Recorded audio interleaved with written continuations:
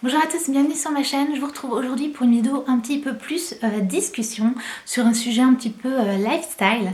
C'est un petit peu aussi ma manière à moi de répondre en vidéo à certains commentaires que vous pouvez me faire parfois et ça me permet d'exposer un petit peu mon point de vue. Donc aujourd'hui je vais aborder un petit peu la mode, le maquillage lorsqu'on est une jeune fille chrétienne. Je sais qu'il y a beaucoup de personnes qui se posent des questions sur ça et du coup je voulais juste vous dire ce que moi j'en pense. Dans cette vidéo c'est simplement mon avis à moi, personnel. Vous avez tout à fait le droit d'avoir un avis différent ou opposé au mien. Personnellement, je respecte tout type d'opinion et je pense que notre façon de vivre est aussi le reflet de ce que l'on connaît, mais aussi de nos expériences vécues. Donc, vu qu'on n'a pas tous les mêmes expériences de vie, on n'a pas tous le même comportement dans nos vies. Alors, il faut savoir que pour moi, dans la Bible, il y a certaines choses qui sont irrévocables, enfin des choses qu'on ne peut pas changer. Ensuite, il y a toutes les questions un peu lifestyle. Et en général, en tant que chrétien, on se pose bien souvent des tonnes des questions un peu lifestyle comme ça. Alors c'est normal et au fond, ça montre le désir de vouloir bien vivre et de vouloir bien faire. Donc c'est quelque chose de positif à la base, mais souvent, attention, ça peut nous entraîner, nous détourner un peu de la Bible et ne penser que à ces questions de vie. Et du coup, on oublie l'essentiel. Et l'essentiel, c'est quoi? C'est la Bible, lire la parole de Dieu, prier, avoir une relation avec Dieu. Dans la Bible, il est écrit « Cherchez d'abord le royaume de Dieu et toutes choses vous seront données en plus ».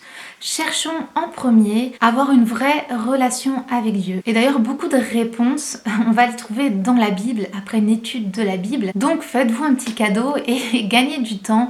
Lisez la Bible et vous verrez que vous apprendrez beaucoup de choses comme ça. Ensuite, au niveau du lifestyle, de la vie, en fonction de votre culture, ça va beaucoup évoluer, même en tant que chrétien, parce qu'on est forcément influencé par notre environnement et notre culture. Donc en fonction de d'où vous venez, de quel pays, dans quel pays vous vivez, quels sont vos parents, quel est votre environnement, vous serez forcément influencé par cet environnement et donc vous allez agir aussi aux choses qu'on vous a enseignées toute votre vie tout simplement. Ensuite, il y a nos expériences de vie. Toutes ces choses, oui, ça vient du monde, ça reflète pas spécialement Dieu, c'est pas spécialement la gloire de Dieu, mais nous, en tant que chrétiens, comment on se positionne par rapport à ça? C'est un petit peu le sujet de cette vidéo, je suis désolée, ça part un peu dans tous les sens.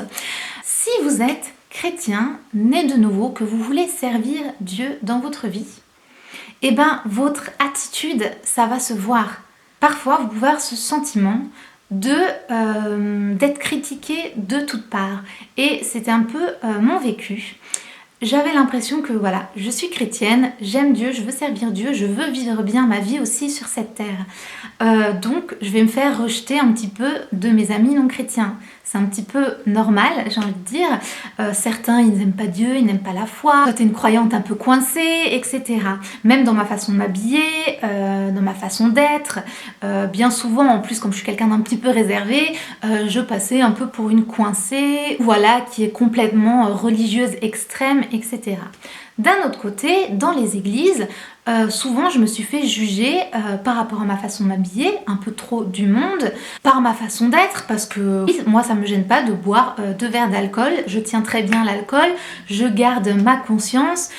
Si je sors avec des amis, c'est pour profiter de mes amis, me faire plaisir, je ne vois pas le mal dans ça. Enfin voilà, parfois on a l'impression d'être critiqué de toutes parts et on se dit mais où est le juste milieu? Qu'est-ce que je dois faire, Seigneur? Montre-moi clairement. Donc cette vidéo, je la dédie un peu pour ces personnes qui peuvent se sentir comme ça. Et je suis pas en train de vous dire que j'ai la réponse à tout, que ma façon de vivre c'est la meilleure. Pas du tout. Moi, c'est ce que je fais pour moi. C'est selon moi, à l'heure actuelle, ce que je pense être bien. Et de toute façon, je me remets tout le temps en question et je demande à Dieu aussi de m'éclairer. De toute façon, quand vous êtes chrétien, vous n'êtes pas parfait. On ne devient pas parfait et je ne serai jamais parfaite. Je ferai forcément des erreurs. Dieu nous aide. La vie de sanctification, c'est s'améliorer. Être toujours plus proche de Dieu, essayer de vivre bien, cependant voilà, on ne sera jamais parfait. Première chose que j'ai envie de dire, vous serez toujours critiqué, que ce soit par vos amis non chrétiens et aussi les gens de votre église et vos amis chrétiens. C'est que je ne suis pas parfaite et que je ne suis pas l'image de la chrétienne parfaite. Lorsque j'ai ouvert cette chaîne YouTube, c'était plus pour répondre un peu à une conviction. et c'était pour partager ma vie. Donc je vais pas faire une fausse vie, je vais pas me créer une identité de la chrétienne parfaite. Je pourrais très bien faire ça, m'habiller très soft dans mes vidéos, me créer une vie parfaite, mais c'est ridicule, j'ai pas envie de faire ça. Je veux vous montrer ma vie à moi et peut-être vous allez voir une certaine évolution. J'ai envie d'aider les filles et peut-être les filles qui sont plus jeunes que moi, qui sont dans ce questionnement et qui se sentent comme moi je me sentais parfois ado, étudiante, entre critiquer entre ces deux mondes et vous voulez servir Dieu, vous voulez être une bonne chrétienne et vous êtes un petit peu perdu.